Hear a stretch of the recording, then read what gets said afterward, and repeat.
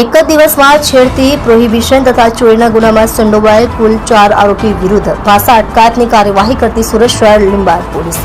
મહેરબાન police commissioner Shri Anupamsinh Gehlot સાહેબ તથા ખાસ પોલીસ કમિશનર સાહેબ શ્રી સેક્ટર 1 તથા નાયબ પોલીસ કમિશનર સાહેબ શ્રી ઝોન 2 તથા મદદનીશ પોલીસ કમિશનર સાહેબ શ્રી ડી ડિવિઝન નાઓએ શરીર સંબંધી, મિલકત સંબંધી, પ્રોહિબિશન સંબંધી તેમજ મહિલાઓ સાથે છેડતી કરતા તેમજ આવા ગુનાઓ કરવાની ટેવવાળા ઇસમોને ગુનો કરતા અટકાવવા અને ગુનાઓ પર અંકુશ રહે તે સારું પકડાયેલા ઇસમો વિરુદ્ધ પાસા દરખાસ્ત કરવા સારું જરૂરી સૂચના આપેલ હોય, જે સૂચના અને માર્ગદર્શનના આધારે police inspector Shri SP Padheriya તથા સેકન્ડ પોલીસ ઇન્સ્પેક્ટર શ્રી વીએ જોગરાણા, લીંબાયત પોલીસ સ્ટેશન સુરત શહેર તથા સર્વેલન્સ પોલીસ સબ ઇન્સ્પેક્ટર જીવી દિહોરા નાઓએ આવા ઇસમો વિરુદ્ધમાં પાસા દરખાસ્ત તૈયાર કરી